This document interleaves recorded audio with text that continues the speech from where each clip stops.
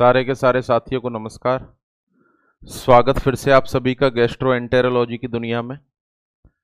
Last lecture के अंदर liver और उससे संबंधित फंक्शन को अपन ने डिस्कस कर लिया है। कौन सी डाइट देनी चाहिए अपन को लीवर की बीमारियों में। लीवर अपने शरीर का बहुत अच्छा ऑर्गन होता है, बहुत खराब ऑर्गन होता है, क्यों तो अच्छा ऑर्गन होता है, क्यों खराब ऑर्गन होता है, ये सारा का सारा लास्ट लेक्चर में अपन डिस्कस कर चुके हैं। अब अपन पांचवा पोर्शन पढ़ने वाले हैं जिसका नाम है स्मॉल इंटेस्टाइन। इसके बाद लास्ट पोर्शन होगा अपना लार्ज इंटेस्टाइन। तो स्टार्ट करते हैं आज के लेक्चर में अपन स्मॉल इंटेस्टाइन। स्मॉल इंटेस्टाइन के बारे में बात करें तो देखें, स्टोमक के बाद शुरू होने वाला हिस्सा स्मॉल इंटेस्टाइन होता है। तो स्टोमक के लास्ट वाले हिस्से को नाम देते हैं पाइलोरस, और वहां पर पाई जाती है पाइलोरिक स्फिंक्टर। वहां पर पाई जाती है पाइलोरिक स्फिंक्टर। यहां पाइलोरिक स्फिंक्टर होती है। तो यहां से स्टार्ट होती है स्मॉल इंटेस्टाइन और यह एंड होता है यहां पर। ये एक स्फिंक्टर होती है जो इलियम को सीकम से जोड़ने का काम करती है, जिसका नाम होता है इलियोसीकल स्फिंक्टर। तो सबसे पहले बात करें स्मॉल इंटेस्टाइन कहां से कहां तक होती है। कहां से कहां तक होती है स्मॉल इंटेस्टाइन? तो it extend from pyloric sphincter. यह पाइलोरिक स्फिंक्टर से इलियोसीकल स्फिंक्टर तक होती है। It extend from pyloric sphincter to ileocecal sphincter. Normally अपन बात करें लंबाई स्मॉल इंटेस्टाइन की, भले से इसको स्मॉल इंटेस्टाइन कहा जाता हो, परंतु इसकी लंबाई लार्ज इंटेस्टाइन से चार गुना ज्यादा होती है। स्मॉल इंटेस्टाइन कहने का कारण होता है इसका डायामीटर। इसका डायामीटर लार्ज इंटेस्टाइन की तुलना में आधा होता है, इसलिए इसको स्मॉल इंटेस्टाइन कहा जाता है। बाकी लंबाई के लिहाज से अपन बात करें तो इसकी लंबाई लार्ज इंटेस्टाइन की तुलना में जस्ट डबल और ट्रिपल या 4 गुना होती। कितनी कितनी लंबाई होती है अपन डील करेंगे। तो एवरेज इसकी लंबाई को माना जाता है, एवरेज इसकी लंबाई को माना जाता है 400 सेंटीमीटर से 600 सेंटीमीटर। अगर मीटर में अपन बात करें तो 4 मीटर से लेकर 6 मीटर तक होती है। और यह सबसे लॉन्गेस्ट पार्ट होता है अपने डाइजेस्टिव सिस्टम का। अगर पूछा जाए कि डाइजेस्टिव सिस्टम का सबसे लॉन्गेस्ट पार्ट कौन सा होता है, आंसर आपको देना है स्मॉल इंटेस्टाइन। एक तरफ स्मॉल इंटेस्टाइन को रख दिया जाए और एक तरफ पूरे के पूरे जीआईटी को जोड़कर रख दिया जाए, तब भी स्मॉल इंटेस्टाइन की लंबाई पूरे के पूरे जीआईटी से ज्यादा होती है। तो स्मॉल इंटेस्टाइन में पहली line it extend from pyloric sphincter to ileocecal sphincter, जिसकी लंबाई लगभग यह वेरिएबल हो सकती है मेन टू मेन, क्योंकि मेन या पर्सन की लंबाई के अकॉर्डिंग कम ज्यादा हो सकती है। तो एवरेज 400 से 600 सेंटीमीटर इसकी लंबाई होती है, 4 से 6 मीटर माने। और अपने डाइजेस्टिव सिस्टम का या गैस्ट्रो एलिमेंट्री कैनाल का सबसे लॉन्गेस्ट हिस्सा होता है स्मॉल इंटेस्टाइन। अगले पोर्शन में अपन बात करें part of small intestine. Small intestine के कितने पार्ट होते हैं तो आप सारे के सारे साथियों को पता है, इट हैव 3 पार्ट। डायग्राम में आपको दिखाए हुए हैं इसके 3 पार्ट होते हैं। ये जो सी शेप का हिस्सा आपको दिख रहा है, ये जो शुरुआती सी शेप का हिस्सा आपको दिख रहा है, it is called as duodenum. इसको नाम दिया जाता है ड्यूडिनम, जो सबसे छोटा हिस्सा होता है। इसकी लंबाई लगभग मानी जाती है 20 से 25 सेंटीमीटर। यह लगभग 20 से 25 सेंटीमीटर होती है लेंथ, और साथ में यह सी शेप का होता है। आप देख रहे हैं किस तरह का शेप बना हुआ है, इसका सी शेप बना हुआ है। इसके बाद जो दूसरा हिस्सा होता है इसको नाम देते हैं अपन जेजुनम। इसको नाम देते हैं अपन जेजुनम, जो होता है लगभग 150 से 200 सेंटीमीटर। जेजुनम की लंबाई होती है 150 से 200 सेंटीमीटर। और इसके बाद ये जो रेड वाला पोर्शन आप देख रहे हैं, यह अपने पूरे के पूरे डाइजेस्टिव सिस्टम का सबसे लॉन्गेस्ट हिस्सा होता है। ये अपने डाइजेस्टिव सिस्टम का सबसे लॉन्गेस्ट हिस्सा होता है, जिसको नाम देते हैं इलियम। और इसकी लंबाई होती है लगभग 200 से 400 सेंटीमीटर। इसकी लंबाई होती है 200 से 400 सेंटीमीटर, यानी अपने डाइजेस्टिव सिस्टम का सबसे लॉन्गेस्ट हिस्सा माना जाता है इलियम। यदि क्वेश्चन में कोई आपसे पूछे कि स्मॉल इंटेस्टाइन का सबसे लॉन्गेस्ट हिस्सा कौन सा है, तो आंसर देना है इलियम। सबसे शॉर्टेस्ट हिस्सा कौन सा है, तो आंसर देना है ड्यूडिनम। और पूछा जाए पूरे के पूरे डाइजेस्टिव सिस्टम में सबसे लॉन्गेस्ट पार्ट कौन सा होता है, तो भी आपको आंसर देना है इलियम। इलियम की लंबाई, अकेले इलियम की लंबाई पूरे के पूरे लार्ज इंटेस्टाइन से ज्यादा होती है। पूरी की पूरी लार्ज इंटेस्टाइन की लंबाई होती है लगभग 150 सेंटीमीटर और अकेले इलियम की लंबाई होती है 200 से 400 सेंटीमीटर। तो it is the longest part of digestive system. अब एक एक पार्ट को अपन डील करने वाले हैं। तो सबसे पहला हिस्सा स्मॉल इंटेस्टाइन का, सबसे पहला हिस्सा स्मॉल इंटेस्टाइन का जिसका नाम है ड्यूडिनम, जिसका नाम है duodenum. It is the first part. सबसे पहली लाइन ड्यूडिनम के बारे में कि यह सबसे शॉर्टेस्ट हिस्सा होता है स्मॉल इंटेस्टाइन का। It is the shortest part of small intestine, जिसकी लंबाई पर अभी अभी अपन ने डिस्कशन किया। इसकी लंबाई होती है 20 से 25 centimetre. Point number 1। Point number 2 के बारे में बात करें, यह सी शेप की होती है।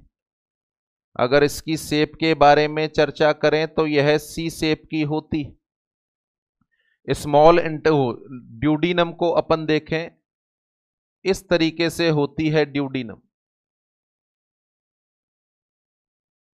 इस तरीके से होती है ड्यूडिनम। इस ड्यूडिनम को यदि अपन पार्ट के अंदर डिवाइड करें, इस ड्यूडिनम को यदि अपन पार्ट के अंदर डिवाइड करें तो देखें, ये इसका पहला हिस्सा हो गया, ये इसका दूसरा हिस्सा हो गया, ये तीसरा हिस्सा हो गया और ये चौथा हिस्सा हो गया। तो how many part the duodenum have, duodenum के कितने पार्ट होते हैं? यदि अपन कैलकुलेट करें तो देखो, ये सुपीरियर फ्लेक्जर है, इसको बोलते हैं फर्स्ट पार्ट ऑफ ड्यूडिनम। इसको बोलते हैं, ये डिसेंडिंग पार्ट होता है, इसको बोलते हैं सेकंड पार्ट ऑफ ड्यूडिनम। इसको बोलते हैं अपन, यह ट्रांसवर्स होता है, that is the third part of duodenum. ये ऊपर की साइड जा रहा है, असेंडिंग हिस्सा होता है, इसको बोलते हैं अपन फोर्थ पार्ट ऑफ ड्यूडिनम। तो अगले पॉइंट में अपन डील करें, how many part the duodenum have, how many part the duodenum have, तो आंसर इसका होगा it have 4 part. It have 4 part, इसके 4 हिस्से होते हैं। कौन कौन से होते हैं ये अपन ने लिख दिया, first part, second part, third part और फोर्थ पार्ट। क्या शेप होता है ड्यूडिनम का, तो आंसर है सी शेप होता है। नेक्स्ट एक इंपॉर्टेंट क्वेश्चन कि ड्यूडिनम वो जगह होती है जहां लीवर और गॉल ब्लेडर से निकलने वाला बाइल और पेनक्रियाज से निकलने वाला पेनक्रिएटिक जूस ओपन होता है। तो यह ड्यूडिनम के कौन से हिस्से में ओपन होता है? यह ड्यूडिनम के कौन से हिस्से में ओपन होता है? यानी कॉमन हेपेटोपेनक्रिएटिक डक्ट जो होती है, कॉमन हेपेटोपेनक्रिएटिक डक्ट जो होती है वह ड्यूडिनम के कौन से हिस्से में ओपन होती है? तो आंसर आपको देना है इस पार्ट में ओपन होती है। ये कॉमन हेपेटोपेनक्रिएटिक डक्ट हो गई। इसका आगे वाला पार्ट वाइड हो गया जिसका नाम है एम्पुला ऑफ वेटर, और ये उसके ऊपर एक स्फिंटर है जिसका नाम है स्फिंटर ऑफ ओडाई।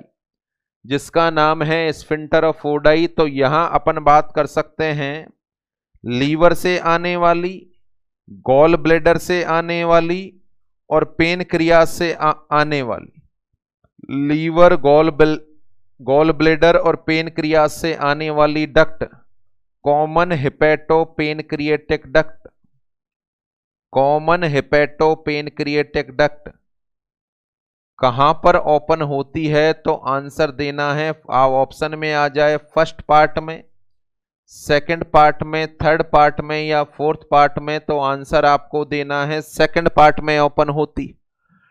तो ड्यूडिनम की विशेषता पढ़ रहे हैं अपन। यह स्मॉल इंटेस्टाइन का सबसे शॉर्टेस्ट पार्ट होता है, जिसकी लंबाई 20 से 25 सेंटीमीटर होती है। यह सी शेप का होता है, इसके 4 हिस्से होते हैं और कॉमन हेपेटोपेनक्रिएटिक डक्ट ड्यूडिनम के सेकंड पार्ट के अंदर ओपन होती है। इसके अलावा डिस्कस करें अपन कि ड्यूडिनम के अंदर कुछ स्पेशल तरह की ग्लैंड पाई जाती। ड्यूडिनम के अंदर कुछ स्पेशल तरह की ग्लैंड पाई जाती हैं। इन स्पेशल तरह की ग्लैंड को नाम देते हैं अपन ब्रूनर ग्लैंड। इन स्पेशल तरह की ग्लैंड को नाम देते हैं अपन ब्रूनर ग्लैंड। तो यह भी क्वेश्चन आपके एग्जाम में पूछा गया है कि ब्रूनर ग्लैंड कहां पर पाई जाती हैं? ड्यूडिनम में, जेजुनम में, इलियम में। ड्यूडिनम में, जेजुनम में, इलियम में। तो आंसर आपको देना है ड्यूडिनम में पाई जाती। ये जो ब्रूनर ग्लैंड होती हैं, यह बहुत ज्यादा मात्रा में बाइकार्बोनेट सीक्रेट करती है, बहुत ज्यादा मात्रा में बाइकार्बोनेट सीक्रेट करती हैं। और बाइकार्बोनेट सीक्रेट करने की वजह से इस ड्यूडिनम का जो मीडियम है वह हाईली एल्केलाइन हो जाता है। और हाईली एल्केलाइन होना जरूरी भी है। उसका कारण है कि ड्यूडिनम में आने वाला है क्या? काइम। और काइम कैसा मीडियम होगा? आंसर है हाईली एसिडिक होगा।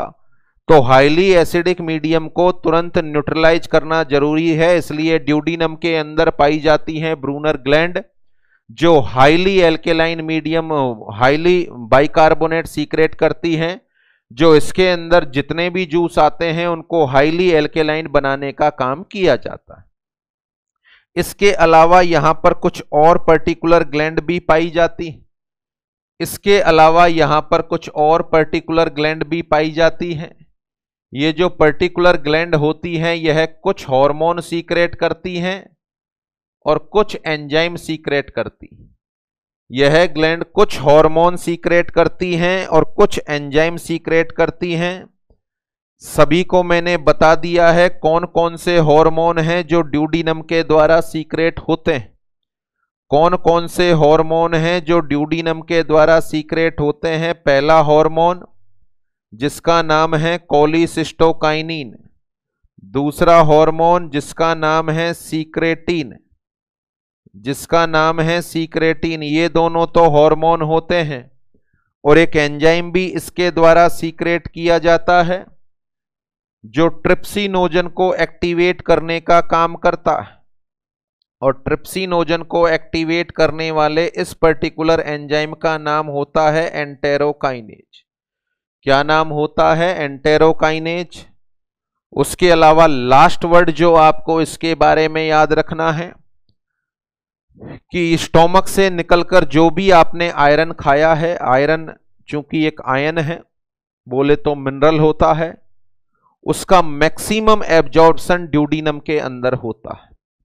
आयरन का मैक्सिमम एब्जॉर्प्शन ड्यूडिनम के अंदर होता है। तो आया हुआ क्वेश्चन है कि the iron is mostly absorbed in stomach, duodenum, jejunum, ileum. Iron का मैक्सिमम एब्जॉर्प्शन कहां पर होता है? तो आंसर आपको देना है ड्यूडिनम। तो it is the description of duodenum. क्या पढ़ा अपन ने? यह अपने स्मॉल इंटेस्टाइन का सबसे छोटा पार्ट है, जिसकी लंबाई 20 से 25 सेंटीमीटर होती है। यह सी शेप की होती है। इसके 4 पार्ट होते हैं, फर्स्ट, सेकंड, थर्ड और fourth. Common hepatopancreatic duct duodenum के सेकंड वाले हिस्से में ओपन होती है। ड्यूडिनम में कौन सी ग्लैंड पाई जाती है? आंसर है Brunner gland. Brunner gland are found into the duodenum. Brunner glands are found into the duodenum. Brunner gland के द्वारा क्या सीक्रेट होता है? आंसर है हाई अमाउंट ऑफ बाइकार्बोनेट। इसके द्वारा high amount of bicarbonate secret होता है। बाइकार्बोनेट क्या काम करेगा कि ड्यूडिनम का जो मीडियम है उसको किस तरह का बना देगा? आंसर है हाईली एल्केलाइन। और स्मॉल इंटेस्टाइन के द्वारा सीक्रेट होने वाले जूस का नाम होता है सकस एंटेरिकस। तो सकस एंटेरिकस का पीएच की अपन बात करें तो वो एल्केलाइन होती है, और उसकी पीएच को एल्केलाइन बनाने के लिए कौन सी ग्लैंड का इंपॉर्टेंट रोल होता है? आंसर है ब्रूनर ग्लैंड। पॉइंट नंबर 2 के बारे में इसके अलावा अपन ने बात की, आयरन का मैक्सिमम एब्जॉर्प्शन कहां पर होता है? आयरन का मैक्सिमम एब्जॉर्प्शन कहां पर होता है? तो आंसर है ड्यूडिनम के अंदर होता है। तो अपन यहां बोलेंगे iron is mostly absorbed in duodenum. Iron is mostly absorbed in duodenum. उसके अलावा ड्यूडिनम से कुछ हार्मोन का सीक्रेशन भी होता है। ड्यूडिनम से कुछ हार्मोन का सीक्रेशन भी होता है। कौन कौन से हार्मोन हैं जो ड्यूडिनम के द्वारा सीक्रेट होते हैं? आंसर है कोलिसिस्टोकाइनिन और सीक्रेटिन। कोलिसिस्टोकाइनिन और सीक्रेटिन। क्या ड्यूडिनम के द्वारा किसी तरह के एंजाइम का भी सीक्रेशन होता है? यस। और यह एंजाइम पेनक्रिएटिक जूस में पाए जाने वाले ट्रिप्सिनोजन को ट्रिप्सिन में कन्वर्ट कराने का काम करता है। पढ़ा चुका हूं मैं कौन सा एंजाइम होता है। आंसर आपके माइंड में आ रहा है, answer is enterokinase. Answer is enterokinase. तो देखो इस सबसे छोटा हिस्सा जो स्मॉल इंटेस्टाइन का है, बहुत सारे क्वेश्चन आपके एग्जाम में इससे आते हैं। एग्जाम में आए हुए क्वेश्चन की बात करूंगा मैं। Which of the following is shortest part of small intestine? Answer गया था duodenum. Question number 2, the common hepatopancreatic duct are open into the. Answer है second part of duodenum. Question number 3, the cholecystokinin has been secreted from. The cholecystokinin has been secreted from. Answer है duodenum. अगला question, the Brunner gland are found in. Answer है duodenum. अगला question, the iron is mostly absorbed in. The iron is mostly absorbed in. Answer फिर से है duodenum. तो ये पांचों के पांचों क्वेश्चन आपके एग्जाम में आए हुए हैं। स्मॉल इंटेस्टाइन का सबसे छोटा हिस्सा duodenum. Common hepatopancreatic duct open होती है सेकंड पार्ट ऑफ ड्यूडिनम में। कोलिसिस्टोकाइनिन और सीक्रेटिन हार्मोन का सीक्रेशन होता है ड्यूडिनम के द्वारा। इसके अलावा ब्रूनर ग्लैंड पाई जाती हैं ड्यूडिनम में, और आयरन का सर्वाधिक एब्जॉर्प्शन भी कहां पर होता है? ड्यूडिनम में। Is that clear? तो ये पहले पार्ट का डिस्क्रिप्शन हो गया, जिसके अंदर सामने 4 पॉइंट लिखे हुए हैं। ब्रूनर ग्लैंड पाई जाती हैं ड्यूडिनम में, जो हाई कार्बोनेट सीक्रेट करती हैं, जिससे सकस एंटेरिकस एल्केलाइन बन जाता है। आयरन का सर्वाधिक एब्जॉर्प्शन ड्यूडिनम में होता है। ड्यूडिनम से कोलिसिस्टोकाइनिन और सीक्रेटिन नाम के हार्मोन सीक्रेट होते हैं, और एक एंजाइम भी सीक्रेट होता है जिसका नाम है enterokinase. Is that clear? Come on to the next part, part number 2,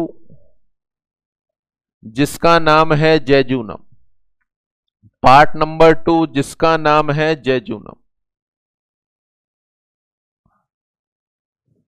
देखें, जेजुनम के बारे में बात करें तो यह मिडिल पार्ट होता है स्मॉल इंटेस्टाइन का, जिसकी लंबाई लगभग 150 से 200 सेंटीमीटर होती है। मीटर में बात करें तो 1.5 से 2 मीटर हो गई इसकी लंबाई। क्या चीजें हैं जो इसमें याद रखनी है आपको? देखो गौर करो, होता क्या है, स्टोमक तक प्रोटीन का डाइजेशन स्टार्ट हो गया, पेप्सिन ने कर दिया। नंबर 2, सेलाइवरी एमाइलेज के द्वारा कार्बोहाइड्रेट का डाइजेशन स्टार्ट हो गया। फिर खाना आ गया ड्यूडिनम में। ड्यूडिनम में 3 जूस ओपन होंगे। पहला पेनक्रियास से आने वाला पेनक्रिएटिक जूस, लीवर से आने वाला बाइल, और तीसरा इसका खुद का जूस जो अभी अपन पढ़ने वाले हैं जिसका नाम है सकस एंटेरिकस। इसका मतलब है यहां पर 3 जूस जब मिलेंगे तो जो फूड अनडाइजेस्टेड है उसका पाचन हो जाएगा। जो फूड अनडाइजेस्टेड है उसका पाचन हो जाएगा तो काफी सारे पार्ट का पाचन ड्यूडिनम से थोड़ा बहुत आगे बढ़े अपन जेजुनम तक हो चुका होगा। तो उसके बाद जो मेन न्यूट्रिएंट बनेंगे जैसे कि सारे के सारे मिनरल्स हो गए, सारे के सारे विटामिन्स हो गए, मोनोसेकेराइड हो गए, एमाइनो एसिड हो गए, फैटी एसिड हो गए, क्योंकि तीनों जूस अपना काम कर लेंगे। उसके बाद जब जेजुनम में ये जाएंगे तो जितने भी न्यूट्रिएंट होंगे उनका मेनली एब्जॉर्प्शन होगा। जितने भी न्यूट्रिएंट होंगे उनका मेनली एब्जॉर्प्शन होगा। तो आपके एग्जाम में आया हुआ क्वेश्चन है, that is very very important, that is very very important कि maximum absorption of nutrient, maximum absorption of nutrient, कि न्यूट्रिएंट का मैक्सिमम एब्जॉर्प्शन कहां होता है। Maximum absorption of nutrient take place, answer है jejunum. Maximum absorption of nutrient take place in jejunum. देखें question दो अलग अलग तरीके से आया है।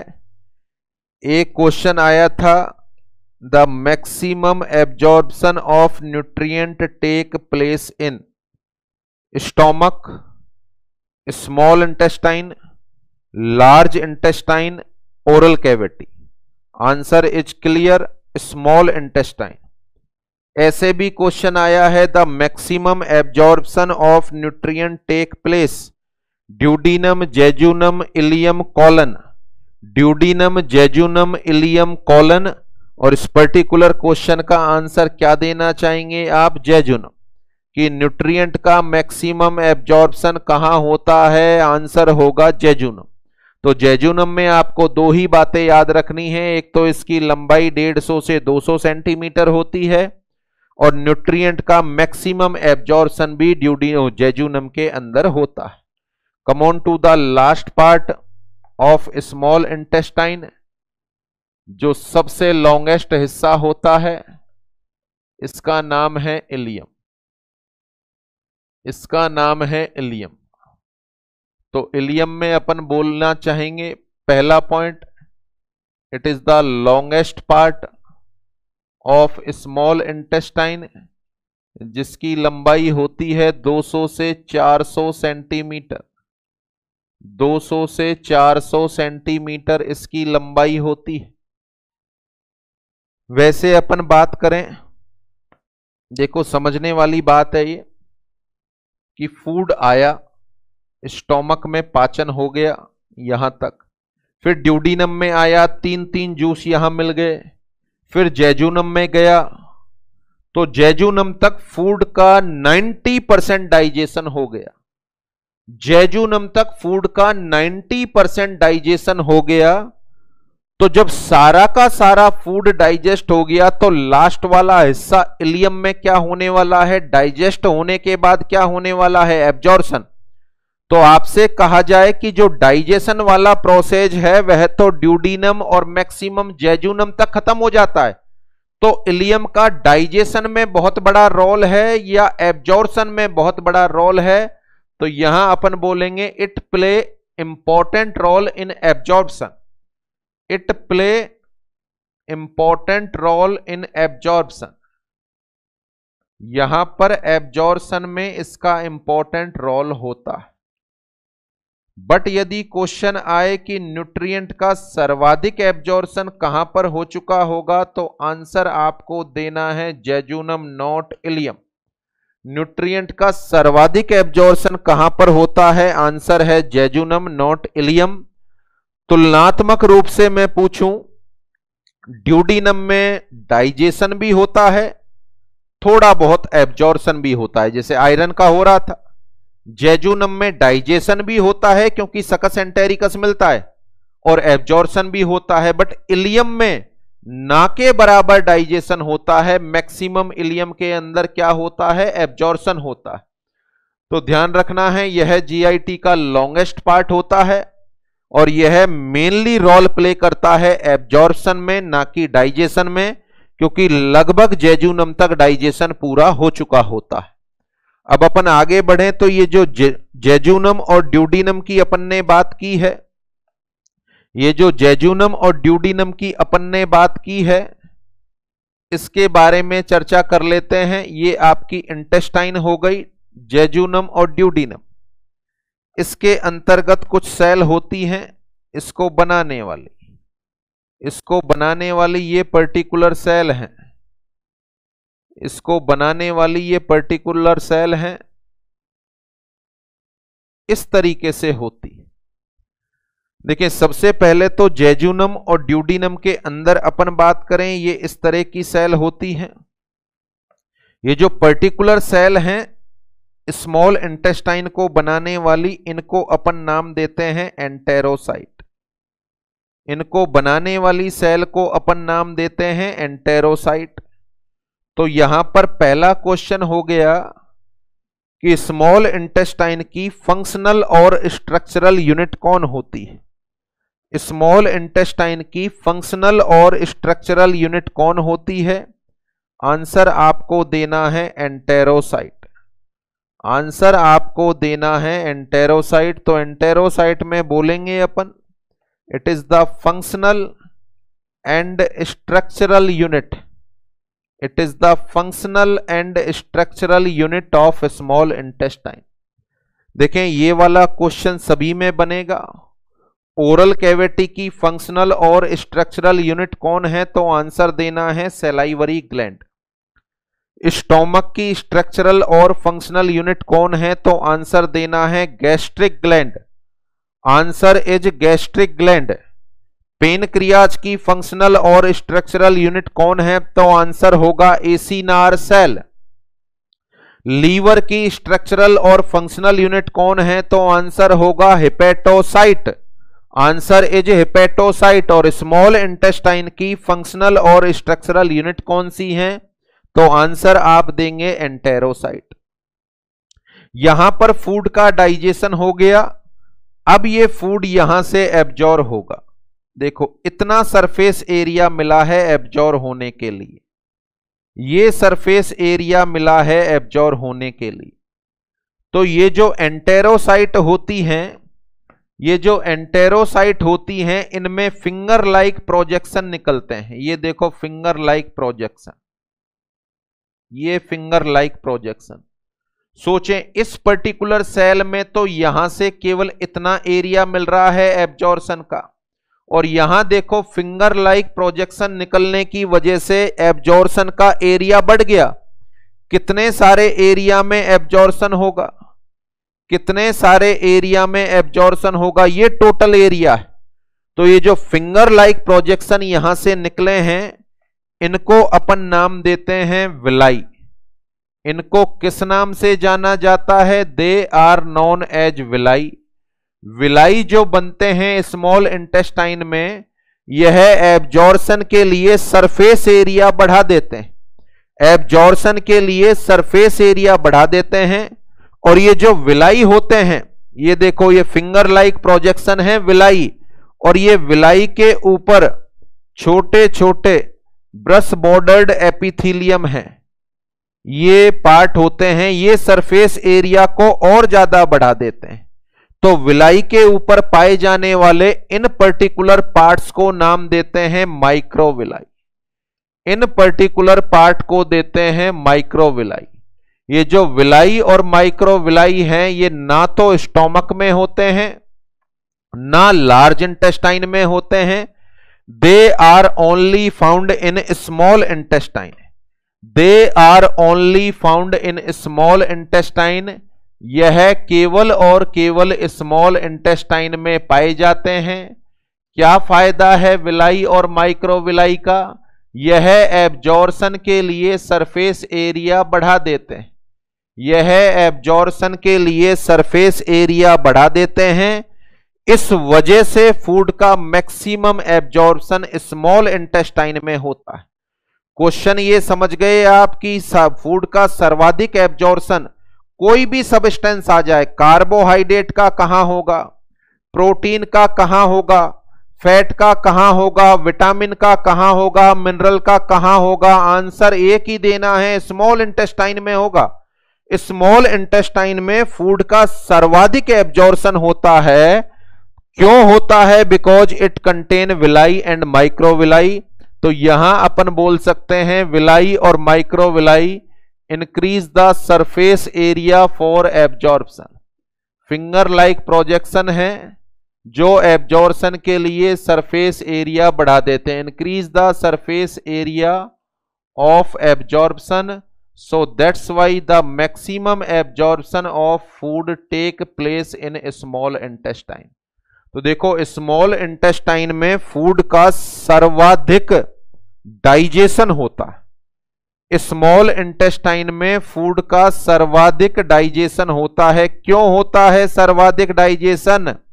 सर्वाधिक जूस है इसमें, सर्वाधिक जूस है इसमें। देखो ओरल कैविटी में केवल सैलाइवा है, स्टोमक में केवल गैस्ट्रिक जूस है।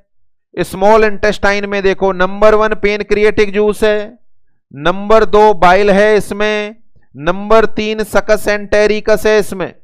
3 जूस हैं और 3 जूस की वजह से फूड का सर्वाधिक डाइजेशन होगा। तो फूड का सर्वाधिक डाइजेशन कहां होगा?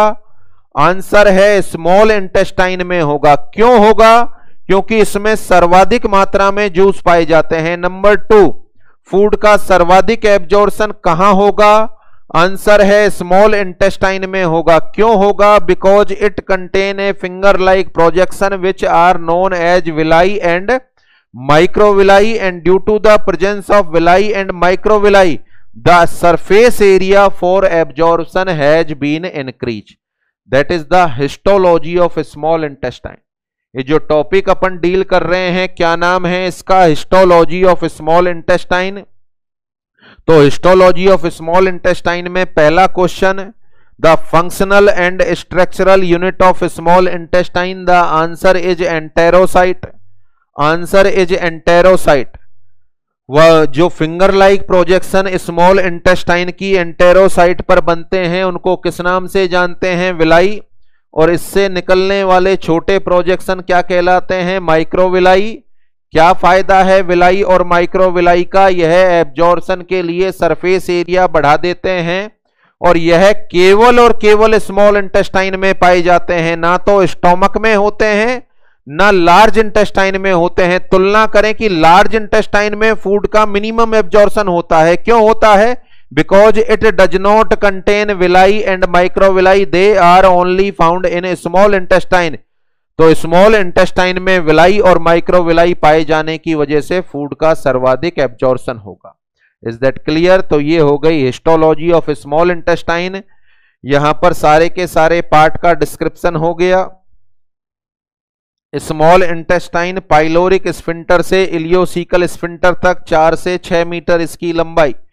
3 पार्ट हैं, ड्यूडीनम, जेजुनम, इलियम। ड्यूडीनम सबसे छोटा हिस्सा सी शेप का, इसके 4 पार्ट होते हैं। हेपेटोपेनक्रिएटिक डक्ट सेकंड पार्ट में खुलती है। इसमें ब्रूनर ग्लैंड पाई जाती है। आयरन का सर्वाधिक एब्जॉर्प्शन होता है ड्यूडीनम से। कोलिसिस्टोकाइनिन और सीक्रेटिन सीक्रेट होता है और एक एंजाइम भी सीक्रेट होता है एंटेरोकाइनेज। जेजुनम 150 से 200 सेंटीमीटर और न्यूट्रिएंट का मैक्सिमम एब्जॉर्प्शन जेजुनम के अंदर होता है। सबसे लंबा हिस्सा इलियम है 200 से 400 सेंटीमीटर। इसमें मेनली एब्जॉर्प्शन होता है, डाइजेशन ना के बराबर होता है। हिस्टोलॉजी में इसको बनाने वाली सेल एंटेरोसाइट और इसके अंदर पाए जाते हैं विलाई और माइक्रोविलाई, जिसकी वजह से इसमें सर्वाधिक एब्जॉर्प्शन होता है। अब अपन बात करें स्मॉल इंटेस्टाइन में एंटेरोसाइट आपस में मिलकर बना लेती हैं ग्लैंड।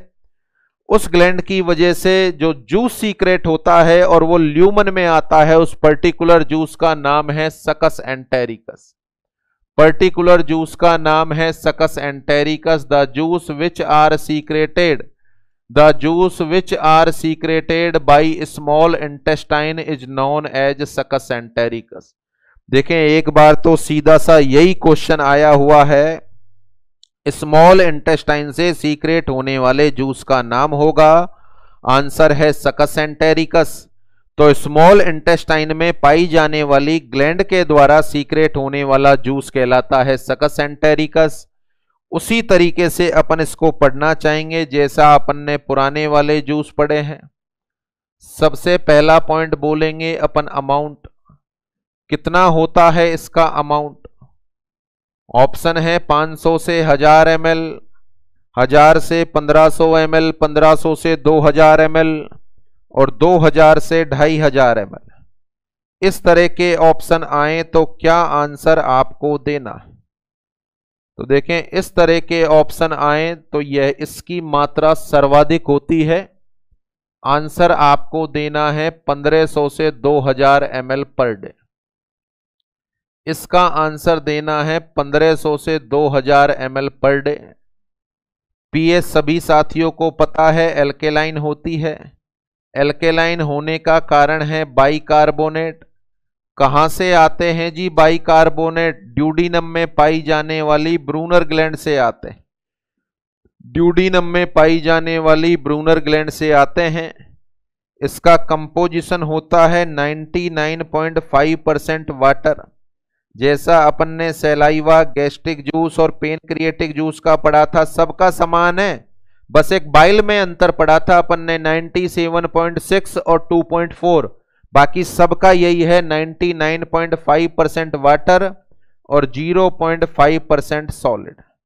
99.5% वाटर और 0.5% सॉलिड। तो यहां पर दो याद रखने वाले बिंदु हो गए। इसकी एक तो मात्रा सर्वाधिक है, 1500 से 2000 ml होता है। इसकी जो एल्केलाइन पीएच होने का कारण बाइकार्बोनेट है, ये कहां से आते हैं? आंसर है ड्यूडिनम से आते हैं। बाकी कंपोजिशन समान है। सॉलिड में दो तरह के सब्सटेंस होते हैं। इसमें जो सॉलिड पाया जाता है उसमें दो तरह के सब्सटेंस होते हैं, इनऑर्गेनिक सब्सटेंस होते हैं और ऑर्गेनिक सब्सटेंस होते हैं। कौन कौन से इनऑर्गेनिक सब्सटेंस हैं जो सकस एंटेरिकस में पाए जाते हैं? कौन कौन से इनऑर्गेनिक सब्सटेंस सकस एंटेरिकस में पाए जाते हैं? तो सेम आंसर अपन को रिपीट करना है। सोडियम होगा, पोटेशियम होगा, क्लोराइड होगा और बाइकार्बोनेट होगा। क्वेश्चन आए कि which of the following inorganic substance are found in maximum amount in succus entericus, the answer is bicarbonate. और बाइकार्बोनेट ऑप्शन में नहीं आए तो आंसर आपको देना है सोडियम। ऑर्गेनिक सब्सटेंस में क्या क्या होगा? ऑर्गेनिक सब्सटेंस में क्या क्या होगा, इस पर चर्चा करें अपन। तो ऑर्गेनिक सब्सटेंस में सीधा सा मतलब है कि एंजाइम होंगे। ऑर्गेनिक सब्सटेंस में एंजाइम होंगे। क्वेश्चन है मेरा, the succus entericus contain, option are amylolytic enzyme, proteolytic enzyme, lipolytic enzyme, all of them या none of them. Succus entericus में कौन कौन से तरह के एंजाइम होते हैं? तो देखें, टोटल 5 जूस अपन ने पढ़े। पहले का नाम सैलाइवा, दूसरे का नाम गैस्ट्रिक जूस, तीसरे का नाम पेनक्रिएटिक जूस, चौथे का नाम बाइल और पांचवे का नाम सकस एंटेरिकस। ये 5 ही हैं, अब नहीं आएगा जूस। 3 फूड स्टफ हैं जिनका डाइजेशन अपन को करना है, कार्बोहाइड्रेट, प्रोटीन और फैट। तो मुझे ये बताओ, क्या कार्बोहाइड्रेट का पूरा डाइजेशन हो गया? आंसर दे रहे हैं आप, नहीं हुआ। कि सर पॉलीसैकेराइड डाइसैकेराइड तक ही पहुंचा है। क्या प्रोटीन का पूरा डाइजेशन हो गया? आंसर दे रहे हैं कि नहीं हुआ। पॉलीपेप्टाइड पेप्टाइड तक पहुंचा है। क्या लिपिड का पूरा डाइजेशन हो गया? नहीं हुआ, अभी तो इमल्सिफाइड हुआ है। और ट्राइग्लिसराइड मोनोग्लिसराइड में कन्वर्ट हुआ है, बनाना तो फैटी एसिड है। अब ये लास्ट जूस है, इसका मतलब कॉमन सेंस की बात है कि जो कुछ होना है वो इसी के द्वारा होना है। इसके बाद तो जूस आने से रहा, तो इसका मतलब है तीनों का डाइजेशन अभी अधूरा है। तो उनको पूरा करने के लिए इसमें तीनों तरह के डाइजेस्टिव एंजाइम पाए जाते हैं। तीन ही तरह के होते हैं, तो यहां पर अपन लिखेंगे ऑर्गेनिक सब्सटेंस में पाए जाते हैं डाइजेस्टिव एंजाइम्स। ऑर्गेनिक सब्सटेंस में होते हैं डाइजेस्टिव एंजाइम्स। कितने तरह के डाइजेस्टिव एंजाइम हैं जो सकस एंटेरिकस में होते हैं? कितने तरह के डाइजेस्टिव एंजाइम हैं जो सकस एंटेरिकस में होते हैं? आंसर है 3 तरह के। तीनों तरह के डाइजेस्टिव एंजाइम हैं जो सकस एंटेरिकस में पाए जाते हैं। कौन कौन से तरह के होते हैं? नंबर 1, कार्बोहाइड्रेट का डाइजेशन करने वाले। कार्बोहाइड्रेट का डाइजेशन करने वाले, आंसर है एमाइलोलाइटिक एंजाइम। आंसर है एमाइलोलाइटिक एंजाइम। एमाइलोलाइटिक एंजाइम में जो एंजाइम इसके अंतर्गत पाए जाते हैं उनका नाम है माल्टेज। उनका नाम है माल्टेज। कार्बोहाइड्रेट के डाइजेशन के लिए जो एंजाइम सकस एंटेरिकस में है उनका नाम है माल्टेज, सुक्रेज और लैक्टेज। यह कार्बोहाइड्रेट का डाइजेशन करेंगे। अच्छा, चपाती जो आपने खाई थी स्टार्च के रूप में, वो सारा का सारा स्टार्च माल्टोज में कन्वर्ट हो गया। स्टार्च होता है पॉलीसेकेराइड और माल्टोज होता है डाइसेकेराइड। बनाना क्या चाहते हो आप? मोनोसेकेराइड। बनाना क्या चाहते हो आप? मोनोसेकेराइड। तो यहां पर अपन बात करें, आपके पास कार्बोहाइड्रेट का डाइजेशन तो हो गया और माल्टोज बन गया जो कि एक डाइसेकेराइड है। माल्टोज का डाइजेशन आपको कराना है। माल्टोज का डाइजेशन कौन सा एंजाइम करेगा? तो कॉमन सेंस काम कर रहा है कि सर माल्टेज करेगा। माल्टोज का डाइजेशन कौन सा एंजाइम करेगा? माल्टेज करेगा। और माल्टेज माल्टोज का डाइजेशन कर कर बना देगा ग्लूकोज प्लस ग्लूकोज। देखें, सभी साथियों को पता है कि माल्टोज एक डाइसेकेराइड होता है जिसके अंतर्गत ग्लूकोज के 2 मॉलिक्यूल होते हैं। तो ग्लूकोज प्लस ग्लूकोज बन गया। बताओ, दे आर मोनोसेकेराइड और अब इनका आसानी से एब्जॉर्प्शन हो जाएगा। तो माल्टोज का डाइजेशन पूरा हो गया। उसके बाद कुछ डाइसेकेराइड आपने डायरेक्टली भी खाए हैं, जैसे कि सुक्रोज। सुक्रोज भी एक डाइसेकेराइड होता है जो ग्लूकोज प्लस फ्रुक्टोज से मिलकर बना होता है। जो ग्लूकोज प्लस फ्रुक्टोज से मिलकर बना है यह एक डाइसेकेराइड है। तो बताओ, सुक्रोज का डाइजेशन किसके द्वारा हो? फिर से कॉमन सेंस काम में लें अपन। सर, सुक्रेज के द्वारा होगा। सुक्रोज का डाइजेशन सुक्रेज के द्वारा होगा और यहां पर प्रोडक्ट क्या बनेगा? Glucose plus fructose. Glucose plus fructose, इसका निर्माण हो जाएगा। उसके अलावा मिल्क शुगर की अपन बात करें जो डाइसेकेराइड होती है जिसका नाम है लैक्टोज। यह एक डाइसेकेराइड है। यह ग्लूकोज और गैलेक्टोज से मिलकर बना होता है। तो लैक्टोज का डाइजेशन किसके द्वारा होगा? आंसर है लैक्टेज के द्वारा होगा। लैक्टोज का डाइजेशन लैक्टेज के द्वारा होगा और इसका डाइजेशन होकर कौन सा सब्सटेंस बनेगा? Glucose plus galactose. Glucose plus galactose. बताओ, ये जो इधर वाली साइड में लिखे हुए हैं glucose, fructose, galactose, they all are monosaccharide. और शुरुआत में ही इंट्रोडक्शन की पहली क्लास में बता दिया था कि भैया कार्बोहाइड्रेट खाते तो पॉलीसेकेराइड या डाइसेकेराइड की फॉर्म में हो, पर लास्ट में इनका पाचन होके मोनोसेकेराइड बन जाता है और मोनोसेकेराइड ही एब्जॉर्ब होता है। तो पॉलीसेकेराइड खाकर लास्ट में सारे के सारे जूस से आपने क्या बना दिया? मोनोसेकेराइड। इसका मतलब है कार्बोहाइड्रेट का डाइजेशन कंप्लीट हो गया। कार्बोहाइड्रेट का डाइजेशन कंप्लीट हो गया। Is that clear? तो कौन कौन से एमाइलोलाइटिक एंजाइम पाए जाते हैं? आंसर है maltase, sucrase, lactase. Maltase maltose पर एक्शन करके दो ग्लूकोज के मॉलिक्यूल बना देगा। सुक्रेज सुक्रोज पर एक्शन करके ग्लूकोज प्लस फ्रुक्टोज बना देगा। और लैक्टेज लैक्टोज पर एक्शन करके ग्लूकोज प्लस गैलेक्टोज बना देगा। तो ग्लूकोज हो गया, फ्रुक्टोज हो गया, गैलेक्टोज हो गया। आप सभी को नॉलेज है।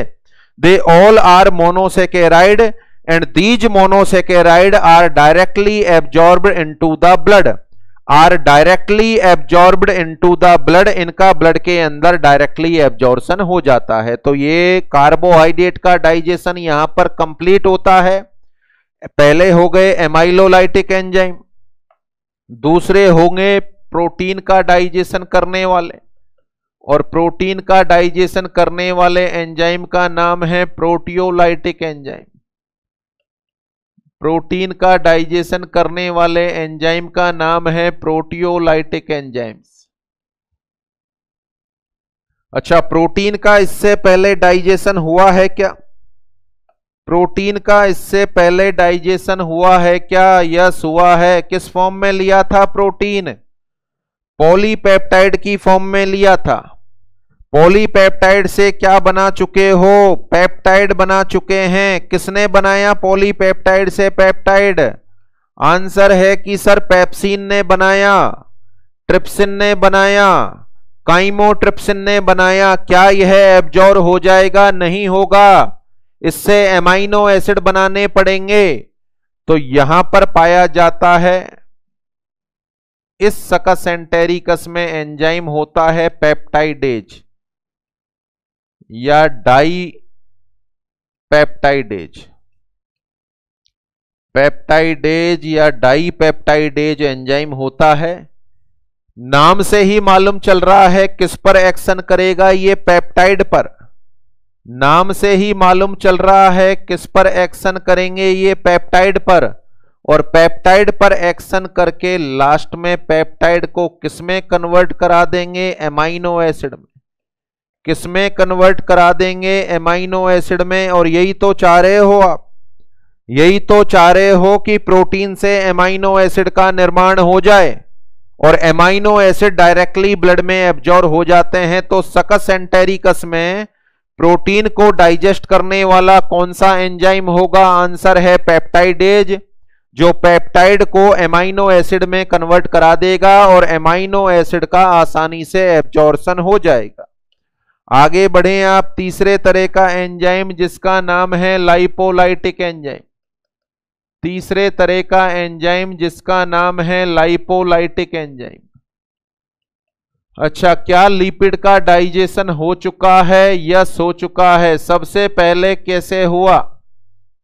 सबसे पहले तो लिपिड को फैट में सोलूबल बनाया गया, जो काम बाइल साल्ट के द्वारा किया गया। उसके अलावा एक स्ट्रॉन्ग प्रोटियोलाइटिक एंजाइम था जो पेनक्रियाज से निकला था, जिसका नाम था पेनक्रिएटिक लाइपेज। उसने ट्राइग्लिसराइड को मोनोग्लिसराइड में कन्वर्ट कर दिया। ट्राइग्लिसराइड को मोनोग्लिसराइड में कन्वर्ट कर दिया। क्या मोनोग्लिसराइड बनते ही पाचन कंप्लीट हो गया? नहीं हुआ। आप क्या बनाना चाहते हो इससे? आंसर है कि सर फैटी एसिड बनाना चाहते हैं। क्या बनाना चाहते हो इससे? फैटी एसिड बनाना चाहते हैं। और फैटी एसिड बनाने के लिए सकस एंटेरिकस में पाए जाने वाले एंजाइम का नाम है इंटेस्टाइनल लाइपेज। पाए जाने वाले एंजाइम का नाम है इंटेस्टाइनल लाइपेज। और इंटेस्टाइनल लाइपेज इस मोनोग्लिसराइड को फैटी एसिड में कन्वर्ट कर देगा और फैटी एसिड का आसानी से एब्जॉर्प्शन हो जाएगा। फैटी एसिड का आसानी से एब्जॉर्प्शन हो जाएगा। तो ध्यान करो, शुरुआती पहली क्लास जिसमें पहला लेक्चर में अपन ने डाइजेस्टिव एंजाइम पढ़े थे, उसी लेक्चर में मैंने बताया था कि कार्बोहाइड्रेट का पाचन करके मोनोसेकेराइड बना दो, कार्बोहाइड्रेट का पाचन करके मोनोसेकेराइड बना दो, देखो बना दिए मोनोसेकेराइड। प्रोटीन का डाइजेशन करके एमाइनो एसिड बना दो, बना दिए एमाइनो एसिड। और फैट का डाइजेशन करके फैटी एसिड बना दो, इनका डायरेक्टली एब्जॉर्प्शन हो जाएगा। तो बताएं यहां पर सारे के सारे फूड स्टफ जो अपन ने खाए हैं उनका डाइजेशन हो चुका। तो ये सकस एंटेरिकस के बारे में हो गया। स्मॉल इंटेस्टाइन से सीक्रेट होने वाला जूस जिसका नाम है सकस एंटेरिकस, अमाउंट है 1500 से 2000 ml पर डे। पीएच है 7 से 8 बाइकार्बोनेट की वजह से जो ब्रूनर ग्लैंड से आ रहा है। कंपोजिशन लगभग पहले जूस जैसा समान है। दो तरह के सब्सटेंस, ऑर्गेनिक इनऑर्गेनिक। इनऑर्गेनिक में बाइकार्बोनेट सबसे ज्यादा मात्रा में, ऑर्गेनिक के अंदर डाइजेस्टिव एंजाइम तीनों तरह के होते हैं। एमाइलोलाइटिक में कौन कौन से, माल्टेज, सुक्रेज और लैक्टेज, जो माल्टोज, सुक्रोज और लैक्टोज पर एक्शन करके ग्लूकोज, फ्रक्टोज और गैलेक्टोज बना देंगे, जो कि एक तरह का मोनोसेकेराइड है। प्रोटियोलाइटिक में कौन सा, पेप्टाइडेज और डाइपेप्टाइडेज, जो पेप्टाइड पर एक्शन करके एमाइनो एसिड का निर्माण कर देंगे। और लाइपोलाइटिक में कौन सा, इंटेस्टाइनल लाइपेज, जो मोनोग्लिसराइड को फैटी एसिड में कन्वर्ट कर देगा। इस तरीके से सकस एंटेरिकस के द्वारा लास्ट में बचे हुए कार्बोहाइड्रेट, प्रोटीन और फैट का डाइजेशन कंप्लीट होता है। तो it is all about the meaning of small intestine और स्मॉल इंटेस्टाइन से निकलने वाले जूस का डिस्क्रिप्शन हो गया। अब यहां पर चर्चा करें लास्ट पॉइंट, परंपरा अनुसार कि जब भी कोई पार्ट पढ़ते हैं तो लास्ट में अपन पढ़ते हैं उसके फंक्शन। तो यहां पर लास्ट पॉइंट होगा function of small intestine. Function of small intestine. Small intestine के क्या क्या फंक्शन होते हैं। देखें स्मॉल इंटेस्टाइन के कौन कौन से फंक्शन होते हैं। तो दीज आर वेरी सिंपल। क्या फूड का डाइजेशन होता है स्मॉल इंटेस्टाइन में, आंसर है यस। क्या फूड का डाइजेशन होता है स्मॉल इंटेस्टाइन में, आंसर है यस। डाइजेशन छोड़ो, मैक्सिमम डाइजेशन होता है। फूड का मैक्सिमम डाइजेशन होता है स्मॉल इंटेस्टाइन में। फूड के मैक्सिमम डाइजेशन होने का कारण क्या देना चाहोगे आप कि सर इसमें मैक्सिमम जूस होते हैं। स्मॉल इंटेस्टाइन में मैक्सिमम डाइजेस्टिव जूस पाए जाते हैं। पेनक्रिएटिक जूस, बाइल और सकस एंटेरिकस, तीन जूस हैं। इस वजह से फूड का मैक्सिमम डाइजेशन स्मॉल इंटेस्टाइन में होता है। Come on to the number second. Digestive function के अलावा क्या स्मॉल इंटेस्टाइन में एब्जॉर्प्शन भी होता है, यस। और एब्जॉर्प्शन को बोलें अपन इट, यहां पर मैक्सिमम एब्जॉर्प्शन होता है। Absorption of food, maximum absorption of food take place in small intestine. In small intestine और स्मॉल इंटेस्टाइन में मैक्सिमम एब्जॉर्प्शन होने का कारण अभी अभी पढ़ा दिया आपको, because it contain villi and microvilli, क्योंकि इसमें विलाई और माइक्रोविलाई पाए जाते हैं। क्या किसी तरह के हार्मोन का सीक्रेशन भी होता है, आंसर है यस सर, हार्मोन का सीक्रेशन होता है। तो तीसरा फंक्शन हो गया सीक्रेशन ऑफ हार्मोन। कौन कौन से हार्मोन सीक्रेट होते हैं, कोलिसिस्टोकाइनिन, सीक्रेटिन। क्या किसी तरह के एंजाइम का भी सीक्रेशन होता है, आंसर है यस। वह पेनक्रिएटिक जूस को एक्टिवेट करने का काम करता है। एंजाइम का नाम है एंटेरोकाइनेज। फूड का मैक्सिमम डाइजेशन स्मॉल इंटेस्टाइन में होगा क्योंकि इसमें मैक्सिमम जूस पाए जाते हैं। फूड का मैक्सिमम एब्जॉर्प्शन स्मॉल इंटेस्टाइन में होगा क्योंकि इसमें विलाई और माइक्रोविलाई होते हैं। स्मॉल इंटेस्टाइन से कोलिसिस्टोकाइनिन और सीक्रेटिन का सीक्रेशन होता है और एंजाइम भी सीक्रेट होते हैं जिसका नाम है एंटेरोकाइनेज। उसके अलावा लास्ट फंक्शन के बारे में अपन बात करें तो एक बेहद इंपॉर्टेंट फंक्शन भी होता है जिसका नाम है मैकेनिकल फंक्शन।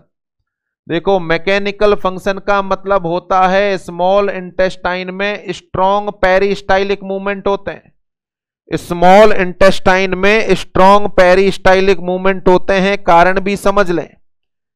यहां से आएगा काइम, ये काइम पहुंच गया ड्यूडीनम में। यह काइम हाईली एसिडिक मीडियम है, यह काइम हाईली एसिडिक मीडियम है। चूंकि स्टोमक में तो कोई फर्क नहीं पड़ता, क्योंकि स्टोमक के ऊपर तो प्रोस्टाग्लैंडिन्स और म्यूसिन की कोटिंग होती है, पर यह कोटिंग केवल स्टोमक में होती है, इंटेस्टाइन में नहीं होती। तो जब एसिडिक काइम यहां पर पहुंचे तो पेनक्रिएटिक जूस भी निकले, बाइल भी निकले और सकस एंटेरिकस भी निकले, और इसके स्ट्रॉन्ग पेरिस्टाइलिक मूवमेंट हो, जो इन तीनों जूस जो कि एल्केलाइन हैं, इस एसिडिक काइम के साथ मिलकर इसको न्यूट्रलाइज कर दें। अगर ये 2-4 मिनट 10 मिनट तक न्यूट्रलाइज नहीं हुआ तो यह ड्यूडीनम में अल्सर पैदा कर देगा, क्योंकि हाईली एसिडिक मीडियम है। तो यहां अपन बोल सकते हैं स्ट्रॉन्ग पेरिस्टाइलिक मूवमेंट होते हैं, स्ट्रॉन्ग पेरिस्टाइलिक मूवमेंट होते हैं। इसमें स्ट्रॉन्ग पेरिस्टाइलिक मूवमेंट होते हैं जो काइम को, जो कि एक एसिडिक मीडियम है, जो काइम को पेनक्रिएटिक जूस के साथ, बाइल के साथ और सकस एंटेरिकस के साथ मिक्स करने का काम करते हैं। तो ये स्ट्रॉन्ग पेरिस्टाइलिक मूवमेंट होना किस तरह के फंक्शन में काउंट करेंगे अपन? आंसर है मैकेनिकल फंक्शन। तो it is the function of small intestine. फिर से देखें, the maximum digestion of food take place in small intestine, maximum absorption भी इसमें होगा। कोलिसिस्टोकाइनिन सीक्रेटिन का सीक्रेशन, एंटेरोकाइनेज का सीक्रेशन और स्ट्रॉन्ग पेरिस्टाइलिक मूवमेंट होना भी जरूरी है, क्योंकि एसिडिक काइम को पेनक्रिएटिक जूस, बाइल और सकस एंटेरिकस के साथ मिक्स करना है, क्योंकि ये तीनों के तीनों जूस की पीएच कैसी होती है? Highly alkaline. Is that clear? तो it is all about the small intestine. Small intestine complete हुआ, पांचों तरह के जूस कंप्लीट हो गए, पांचों तरह के जूस कंप्लीट हो गए। पांचों तरह के जूस में कौन कौन से जूस पढ़े अपन ने? नंबर 1 जूस जिसका नाम था सलाइवा, जिसका नाम था सलाइवा। सलाइवा में एक नाम है जो आपने पढ़ा, इट इज द टाइलिन। एक नाम आपने पढ़ा, इट इज द टाइलिन। उसके बाद अगला जूस जिसका नाम था गैस्ट्रिक जूस। गैस्ट्रिक जूस में भी एक नाम अपन ने पढ़ा जिसका नाम था पेप्सिन, जिसका नाम था पेप्सिन। इसके बाद अपन ने पढ़ा बाइल। बाइल में कोई एंजाइम नहीं होता, बाइल में इमल्सिफिकेशन के लिए पाए जाते हैं बाइल साल्ट। उसके बाद अपन ने पढ़ा पेनक्रिएटिक जूस। पेनक्रिएटिक जूस में पेनक्रिएटिक एमाइलेज था, पेनक्रिएटिक एमाइलेज था, amylolytic enzyme. Trypsin, chymotrypsin, collagenase, elastase, nucleases, ये एंजाइम थे प्रोटियोलाइटिक एंजाइम। पेनक्रिएटिक लाइपेज था, तीनों तरह के एंजाइम थे। उसके बाद पांचवा जूस जो इसी लेक्चर में पढ़ा है अपन ने, नाम है सकस एंटेरिकस। सुक्रेज, माल्टेज और lactase एमाइलोलाइटिक enzyme, peptidase proteolytic enzyme और इंटेस्टाइनल लाइपेज लाइपोलाइटिक एंजाइम। देखो, यह केवल एमाइलोलाइटिक एंजाइम है, यह केवल एमाइलोलाइटिक एंजाइम है, यह केवल प्रोटियोलाइटिक एंजाइम है। यहां कोई एंजाइम है ही नहीं, यहां तीनों तरह के एंजाइम है, यहां तीनों तरह के एंजाइम। ध्यान हो तो एक लेक्चर में मैंने कहा था आपसे कि ये पांचों जूस जो मैं आपको पढ़ा रहा हूं, आप इनका क्रम डिसाइड करो, आप इनका क्रम डिसाइड करो कि पहले नंबर पर किसको रखना चाहोगे, पहले नंबर पर किसको रखना चाहोगे, दूसरे पर किसको रखना चाहोगे, तीसरे पर किसको। तो जो आपने क्रम डिसाइड किया होगा, तो शायद मुझे ऐसा लगता है पहले नंबर पर गैस्ट्रिक जूस, दूसरे नंबर पर सलाइवा, तीसरे पर पेनक्रिएटिक, चौथे पर बाइल और पांचवा ये नाम तो शायद कुछ साथियों ने पहली बार ही सुना होगा, सकस एंटेरिकस। आज पूरे के पूरे पांचों जूस पढ़ने के बाद यदि मैं आपसे कहूं कि पहले नंबर पर किसको रखना चाहो, देखो ऑटोमेटिकली लोकेशन चेंज हो गई आपकी। पहले नंबर पर रखना चाहेंगे हम पेनक्रिएटिक जूस को, सबसे ज्यादा पाचन इसने किया। पहले नंबर पर पेनक्रिएटिक जूस को, क्योंकि नॉर्मली अपने दिमाग में गैस्ट्रिक जूस और सलाइवा फिक्स होता है। गैस्ट्रिक जूस और सलाइवा फिक्स होता है, इनका नाम तो बहुत बाद में आता है क्योंकि उनको अपन बेहतर तरीके से पढ़ते हैं। बट अब सारा कुछ पढ़ने के बाद देखो तीनों तरह के एंजाइम है, तो पहली रैंक किसको देना चाहोगे? सकस एंटेरिकस को। शुरुआत में तो रैंक दी ही नहीं होगी आपने, जबकि गौर से समझा जाए तो दूसरी रैंक है इसकी। दूसरी रैंक सकस एंटेरिकस को देना चाहोगे सारे तरह के एंजाइम है। उसके बाद चाहो तो तीसरी रैंक आप गैस्ट्रिक जूस को दे सकते हो, प्रोटियोलाइटिक। चौथी रैंक आप सलाइवा को दे सकते हो और पांचवी रैंक आप बाइल को दे सकते हो। Is that clear? तो शुरुआत में बिना पढ़े हुए आप पहली रैंक किसको दे रहे थे? मेरा ऐसा अनुभव है कि सर गैस्ट्रिक जूस या सलाइवा, इनको पहली दूसरी रैंक दे रहे थे। पढ़ने के बाद देखो कौन सी रैंक पर आ गए, ये तीसरी चौथी। यानी पांचों डाइजेस्टिव जूस में से सबसे कीमती जूस कौन सा हुआ? नंबर 1 पेनक्रिएटिक जूस, नंबर 2 सकस एंटेरिकस, जिसका नाम भी शायद हो सकता है पहली बार सुना हो बहुत सारे साथियों ने। नंबर 3 पर रखेंगे अपन गैस्ट्रिक जूस को, केवल प्रोटियोलाइटिक एंजाइम है। नंबर 4 पर सलाइवा और नंबर 5 जिसमें कोई भी एंजाइम नहीं है उसका नाम है बाइल। Is that clear? तो ये पांचों जूस का डिस्क्रिप्शन हो गया। तो आज जो अपन ने पढ़ा उसको पीपीटी से भी देख लें, अपन पीपीटी के माध्यम से देख लें। यहां से पढ़ना स्टार्ट किया है। Small intestine extend from pyloric sphincter to ileocecal sphincter. इसकी लंबाई 400 से 600 सेंटीमीटर होती है, बोले तो 4 से 6 meter. Part of small intestine duodenum, jejunum, ileum. सबसे छोटा ड्यूडीनम, सबसे लॉन्गेस्ट इलियम। ड्यूडीनम में क्या क्या पड़ा? शॉर्टेस्ट पार्ट है 20 से 25 सेंटीमीटर। क्वेश्चन आपके सामने लिखे हुए, the maximum absorption of iron take place in duodenum. इसके बाद Brunner gland are found in duodenum, जो बाइकार्बोनेट सीक्रेट करती हैं, जो सकस एंटेरिकस को एल्केलाइन बनाता है। उसके अलावा ड्यूडीनम से सीक्रेट होने वाले हार्मोन कोलिसिस्टोकाइनिन, सीक्रेटिन और गैस्ट्रिन भी सीक्रेट होता है। और साथ में एक एंजाइम भी सीक्रेट होता है, एंटेरोकाइनेज, या इसका दूसरा नाम है एंटेरोपेप्टाइडेज। एंटेरोकाइनेज या एंटेरोपेप्टाइडेज। इसके बाद पार्ट ऑफ ड्यूडीनम में देखो 4 पार्ट होते हैं इसके। कॉमन हेपेटोपेनक्रिएटिक डक्ट इसके सेकंड पार्ट में ओपन होती है। ये ऊपर वाला पार्ट है जिसको नाम देते हैं सुपीरियर ड्यूडीनल फ्लेक्जर। इसका नाम है सुपीरियर ड्यूडीनल फ्लेक्जर। ये वाला सेकंड पार्ट होता है जो डिसेंडिंग पार्ट होता है। इसके बाद ये थर्ड पार्ट होता है और ये वाला जो है वो फोर्थ पार्ट होता है। तो देयर आर 4 पार्ट ऑफ ड्यूडीनम। ड्यूडीनम के 4 पार्ट होते हैं। नेक्स्ट जेजुनम, जो 150 से 200 सेंटीमीटर है। Question, maximum absorption of nutrient take place in jejunum. इसके बाद इलियम लॉन्गेस्ट पार्ट है जो 200 से 400 सेंटीमीटर होता है। जेजुनम और इलियम में मैक्सिमम नंबर में विलाई और माइक्रोविलाई पाए जाते हैं। ये विलाई और माइक्रोविलाई का डायग्राम देख लें आप।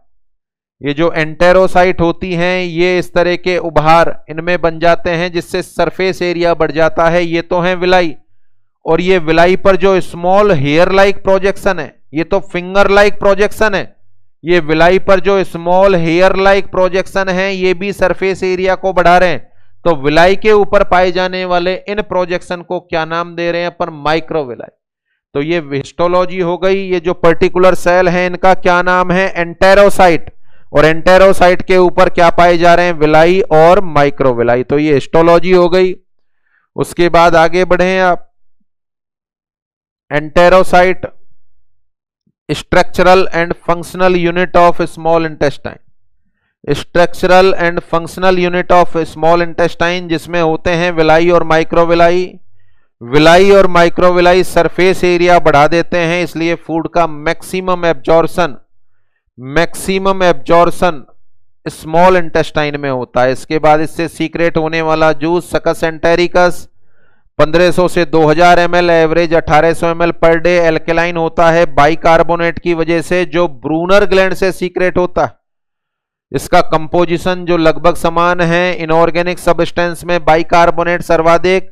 कितने तरह के एंजाइम हैं, 3 तरह के एंजाइम। कौन कौन से, एमाइलोलाइटिक एंजाइम, सुक्रेज, माल्टेज और लैक्टेज। सुक्रेज सुक्रोज को ग्लूकोज प्लस फ्रुक्टोज में कन्वर्ट कराता है। माल्टेज माल्टोज को ग्लूकोज प्लस ग्लूकोज में कन्वर्ट कराता है।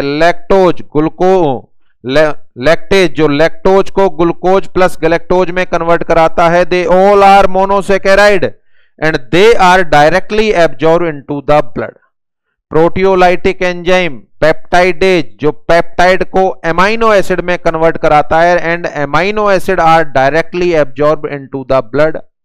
लाइपोलाइटिक एंजाइम जिसका नाम है इंटेस्टाइनल लाइपेज जो मोनोग्लिसराइड को फैटी एसिड में कन्वर्ट कराएगा। मोनोग्लिसराइड को फैटी एसिड में कन्वर्ट कराएगा जो डायरेक्टली ब्लड में एब्जॉर्ब हो जाएंगे। Last point, function of small intestine, digestion of food. तो देखें, मैक्सिमम डाइजेशन ऑफ फूड, चाहे कार्बोहाइड्रेट हो, प्रोटीन हो, फैट हो, वो स्मॉल इंटेस्टाइन में होता है due to the presence of maximum digestive juice. 3 होते हैं इसमें, सकस एंटेरिकस, बाइल और पेनक्रिएटिक जूस। उसके अलावा absorption of food, maximum absorption of food take place in small intestine because it contain villi and microvilli. Mechanical function, strong peristaltic movement होने चाहिए। उसका कारण होगा कि जो एसिडिक काइम आएगा उसको पेनक्रिएटिक जूस के साथ, बाइल के साथ और सकस एंटेरिकस के साथ मिक्स किया जाएगा। इसके अलावा सीक्रेशन ऑफ हार्मोन, कौन कौन से, गैस्ट्रीन, कोलिसिस्टोकाइनिन और सीक्रेटिन। और लास्ट में सीक्रेशन ऑफ एंजाइम, कौन सा, एंटेरोकाइनेज या एंटेरोपेप्टाइडेज। Is that clear? तो ये कंप्लीट होता है आपका स्मॉल इंटेस्टाइन का पोर्शन। अब लास्ट पोर्शन बचा है जिसका नाम है लार्ज इंटेस्टाइन, जिसको अपन डिस्कस करेंगे नेक्स्ट लेक्चर में। Is that clear? तो यहां तक सारे तरह के जूस इंपॉर्टेंट हो गए और सारे ऑर्गन की एनाटॉमी एंड फिजियोलॉजी का डिस्कशन हो गया। लार्ज इंटेस्टाइन अपन नेक्स्ट लेक्चर में पढ़ते हैं। तो आज के अभी के लिए इतना ही। आप साथियों का बहुत बहुत धन्यवाद।